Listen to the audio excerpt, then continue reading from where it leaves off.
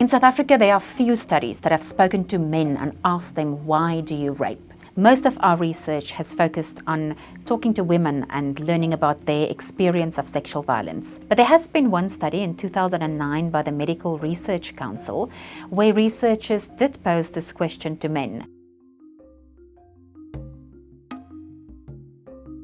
There's another study that's currently being conducted in a large township, Diepsloot, in northern Johannesburg. It's known as the Sonkie Change Trial, and so far the results have shown that 55% of men that were interviewed admitted to having physically or sexually abused a woman, and most of them, 60.2%, said they had done so more than once. Rape and sexual violence has very little to do with sexual desire. It's an act of violence and a form of power. So there's of course not one single reason why men rape, but there's a strong body of research that shows that there's a very strong link between what happened to you as a child and whether or not you become an abuser. Research shows that boys who were physically, emotionally, or sexually abused as children are far more likely to become abusers. And if a girl had been abused, she's far more likely to become a victim again as an adult.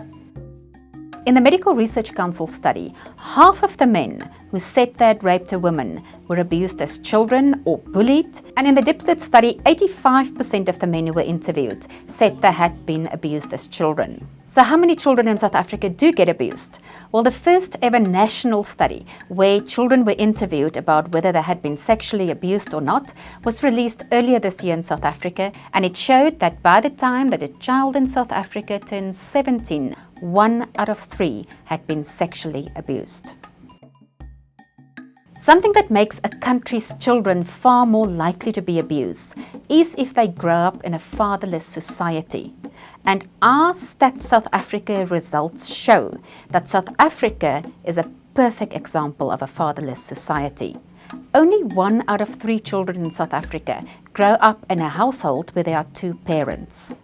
The shocking thing about this is that we are in effect breeding a nation of abusers and of victims. What makes men less likely to abuse women?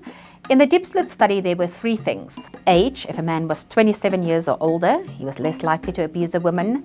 Men who had matric were also less likely to abuse women. And men who had jobs, who were employed, were less likely to abuse women. And that points to if a man has a sense of self-worth and feel he contributes to society, he becomes less likely to abuse women.